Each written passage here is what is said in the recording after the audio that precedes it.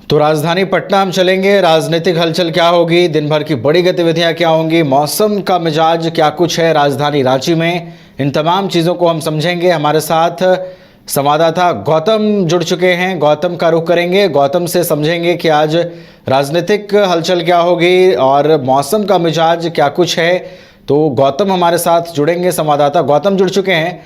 गौतम, क्या कुछ आज राजनीतिक हलचल रहेगी, क्योंकि सियासी उठापटक बिहार में लगातार देखने को मिल रही है। देखिए, अगर दिन भर की बात करें तो आज सबसे बड़ी जो राजनीतिक घटनाक्रम है उसमें वो मुख्यमंत्री नीतीश कुमार दिल्ली जाएंगे। यानी कि 29 तारीख को जो बहुत ही महत्वपूर्ण बैठक होने वाली है उस बैठक में भाग लेंगे और यह राष्ट्रीय कार्यकारिणी की बैठक है और इस बैठक के बाद नीतीश कुमार कोई बड़ा फैसला ले सकते हैं। तो कुल मिलाकर कह सकते हैं कि आज का दिन तमाम जो राजनीतिक दल हैं उनके लिए भी खास है, क्योंकि 29 तारीख से पहले नीतीश कुमार कोई बड़ा फैसला लेंगे इसके अब जो आसार हैं वो खत्म हो गए हैं। लेकिन वो जब बैठक होगी दिल्ली में, उस बैठक के बाद कोई बड़ा निर्णय मुख्यमंत्री नीतीश कुमार ले सकते हैं, जिसमें सबसे अहम जो फैसला हो सकता है, जिसके कयास लगाए जा रहे हैं, उसमें जो जेडीयू के राष्ट्रीय अध्यक्ष है ललन सिंह, उनको शायद अपदस्थ करते हुए खुद पार्टी की कमान मुख्यमंत्री नीतीश कुमार संभाले, क्योंकि 2024 के लोकसभा चुनाव से पहले अपनी पार्टी को किस तरीके से मजबूत किया जाए और बिहार की जो सीटें हैं, लोकसभा सीटें हैं, उन सीटों पर कैसे जेडीयू ज्यादा से ज्यादा सीटें जीत कर लोकसभा में अपनी सदस्यता बढ़ाए। लिहाजा ये जरूर कह सकते हैं कि जो 40 सीटें हैं वो बहुत ही महत्वपूर्ण है। दूसरी बात, यदि इंडी गठबंधन से बात बनती है तो सीट शेयरिंग में कौन कौन सा जो लोकसभा का सीट होगा वो जेडीयू के खाते में रहे, ये एक बहुत ही महत्वपूर्ण विषय है। क्योंकि जो अभी वर्तमान में है उसमें ताजा हालात देखें तो बीजेपी और जेडीयू के बराबर करीब करीब हिस्सेदारी रही और कांग्रेस की एक सीटें हैं 40 लोकसभा के अगर आंकड़ों की बात करें तो। लेकिन क्या यही 2024 में स्थितियां रहेंगी? अगर इंडी गठबंधन के साथ जाते हैं तो उसमें आरजेडी के साथ समझौता करना होगा, भाकपा माले के साथ समझौता, वाम दलों के साथ समझौता करना होगा। इसके अलावा कांग्रेस को भी सीटें देनी होगी। तो कुल मिलाकर कह सकते हैं कि इन तमाम चीजों के बीच जो 29 तारीख की बैठक है उसके लिए मुख्यमंत्री नीतीश कुमार आज दिल्ली रवाना होंगे और रवाना होने से पहले मुख्यमंत्री आवास पर शायद कुछ चंद लोगों से मुलाकात भी कर सकते हैं। तो ये एक राजनीतिक एक बड़ी जो जानकारी है वो हम दर्शकों तक साझा करना चाहेंगे। इसके अलावा भारतीय जनता पार्टी के कई कद्दावर नेता जो बिहार के प्रमुख हैं वो दिल्ली में कैंप किए हुए हैं। यानी कि 29 तारीख को शायद ये इस बात की भी राजनीतिक खिचड़ी पक रही है कि शायद नीतीश कुमार की एक बार पुनः वापसी एनडीए में हो, लेकिन इसकी संभावनाएं कम दिखती है, क्योंकि मुख्यमंत्री के तौर पर भारतीय जनता पार्टी कभी भी अब नीतीश कुमार को सत्ता नहीं सौंपने वाली है।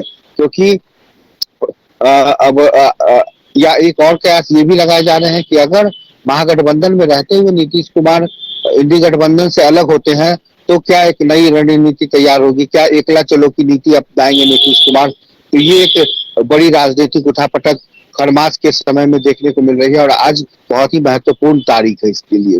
दूसरी बात, इसके अलावा अगर हम बात करें तो कई राजनीतिक जो कार्यक्रम है उसके अलावा सामाजिक कार्यक्रम भी अलग अलग संस्थानों के माध्यम से है।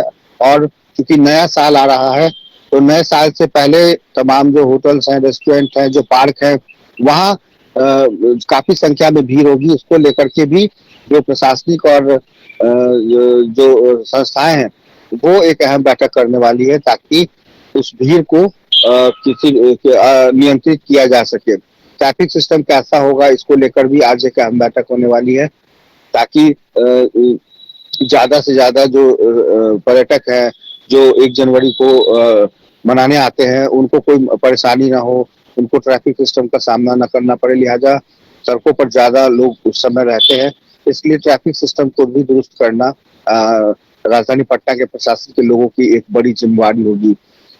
इसके अलावा अगर मौसम की बात करें तो मौसम विभाग के पूर्वानुमान के मुताबिक इस साल जो साल के अंत तक अब कुछ दिन बचे हैं उसमें ठंड रहेगी, कोहरा छाया रहेगा और नए साल की शुरुआत के साथ ही बारिश के आसार हैं।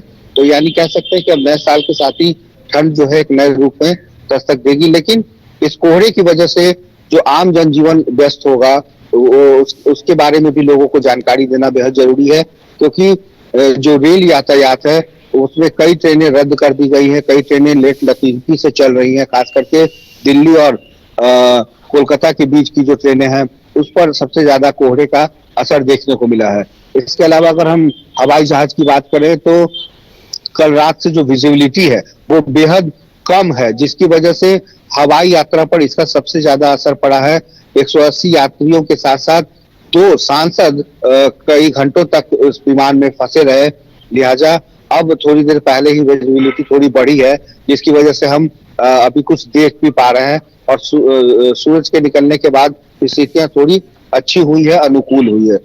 लिहाजा ये जरूर कह सकते हैं कि ठंड को देखते हुए बुजुर्ग और बच्चों को खास करके देखभाल की जरूरत है। तो ये है आज की राजनीतिक घटनाक्रम। और इसके अलावा अगर हम बात करें तो कई छोटी छोटी जो संस्थाएं हैं वो नए साल को लेकर के जश्न की तैयारी में है। तो लिहाजा कह सकते हैं कि राजधानी पटना पूरी तरीके से नए साल के जश्न के में सरोवर जो नए साल के न्यू ईयर सेलिब्रेशन में जुटा। राजधानी रांची में वाइल्ड वादी लेकर आया है रांची फ्लावर पार्क, जहां आकर्षक फूल मोह लेंगे आपका दिल। रात में आकर्षक लाइट से नजारा होगा रंगीन। परिवार के साथ उठाइए ट्रैम्पोलिन पार्क का लुत्फ। की जगह पर मिलेगा amusement park, zip line, bird park, picnic और कुल्हड़ चाय का भी मजा। Monday to Friday entry fee सिर्फ 200 रूपए और सैटरडे और हॉलीडेज में महज 300 रूपए में भरपूर मनोरंजन। तो आइए वाइल्ड वादी। IIT जी नीट एस्पिरेंट्स के सपने को पंख देने आ गया है कंप्लीट सॉल्यूशन इंस्टीट्यूट। यहाँ है smart classroom, 1-to-1 doubt clearing session, ask the expert, video solution और भी बहुत कुछ। मतलब हम करेंगे आपको गाइड, बनेंगे आपके mentor. Foundation classes from class 6 onwards for your bright future. Visit complete solution institute,